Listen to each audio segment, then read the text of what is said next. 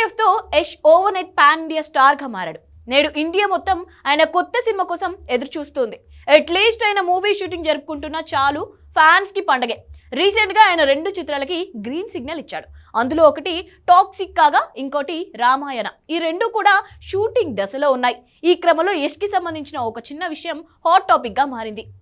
రామాయణ భారతీయుల ఆరాధ్య దైవం శ్రీరామచంద్రుని జీవిత కథ ఆధారంగా ఇతిహాసాల్లో పొందుపరిచిన రామాయణంని ప్రధాన ఇతివృత్తంగా చేసుకుని తెరకెక్కుతోంది.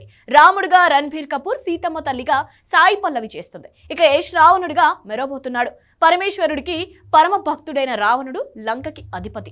లంక మొత్తం సువర్ణమయం. ఆయనకి ఒంటి మొత్తం ఎప్పుడు బంగారంతో నిండిపోయి ఉంటుంది. ధరించే వస్త్రాలు, వాడే వస్తువులు అన్నీ పూర్తిగా సువర్ణమయం, అంటే బంగారంతో చేసిన వాటినే రావణ బ్రహ్మ ఉపయోగించేవాడు. ఈ విషయం గురించి పురాణాల్లో చాలా స్పష్టంగా చెప్పబడి ఉంది. ఇప్పుడు రావణుడిగా చేస్తున్న యష్కి కూడా నిజమైన బంగారాన్ని వాడబోతున్నారు. అంటే రావణుల యష్ ఒంటి నిండా మాత్రమే కాకుండా వాడబోయే వస్తువులు కూడా బంగారంతోనే ఉండబోతున్నాయి.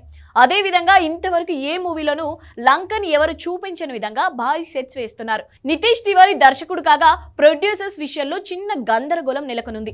కేజీఎఫ్ లో యష్ కోలార్ గోల్డ్ ఫీల్డ్ లో దోచుకున్న బంగారాన్ని ఈ సినిమాకి ఉపయోగిస్తాడని ఫ్యాన్స్ సోషల్ మీడియాలో సరదాగా కామెంట్స్ చేస్తున్నారు. ఏది ఏమైనా యష్ గోల్డ్ విషయం సోషల్ మీడియాలో వైరల్ గా మారింది.